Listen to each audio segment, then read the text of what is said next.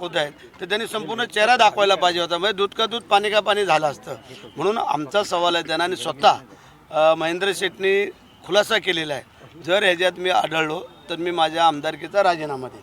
ह्याच्या पलीकडे अजून काय सांगायला पाहिजे ते सांगा. चर्चा अशी होते की राष्ट्रवादीने तो व्हिडिओ जो आहे तो रायगडमध्ये पुरवलेला आहे, त्यामुळे ते आम्हाला आता शोधावं लागेल. तुम्हाला वाटतं असं राष्ट्रवादीने पुरवला असेल? नाही, आम्ही डायरेक्ट आरोप नाही करू शकत जोपर्यंत खात्री नाही करत तशी, कारण अंबादासने खात्री नाही केली आणि त्याने व्हिडिओ पाठवलेला आहे. पण जे आमच्या महेंद्र शेटनी सांगितलेलं आहे ते योग्य आणि रास्ता आम्हाला दिसतंय.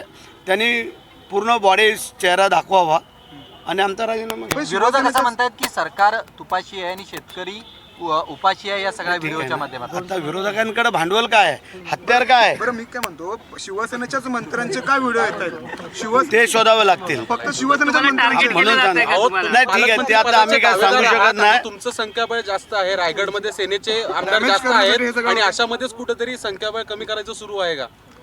असं दाखवून संख्याबळ कमी नाही होत. आम्ही काम करणारे पालकमंत्री पदाचे आहात. नाही, तो भाग वेगळा आहे. मी काय बोलतो, दावेदार आहे सगळे, परंतु ह्या गोष्टीची तसं काही हे नाही आहे. पण जे काय आरोप प्रत्यारोप होत आहेत त्याची पूर्ण खात्री करून आम्ही तुम्हाला ते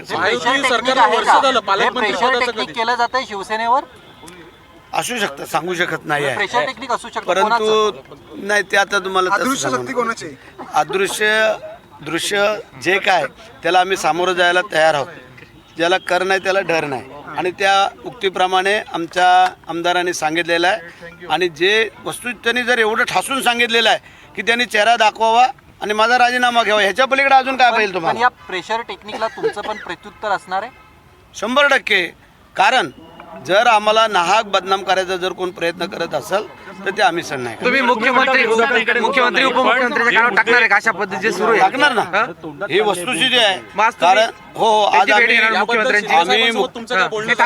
नाही, आता आम्ही आलोय, आता आम्ही प्रश्न उत्तराचा तास संपला का मुख्यमंत्री आणि उपमुख्यमंत्र्यांच्या कानावर हे घालून आम्ही त्याची खात्री करणार. संतोष देशमुख प्रकरणाला 1 वर्ष झालं. तुम्ही म्हणता विरोधकांकडे मुद्दे नाहीत, पण जे मुद्दे आहेत त्याच्यावरती सरकारकडे उत्तर नाही असं दिसतं. नाही, असं काही नाही आहे.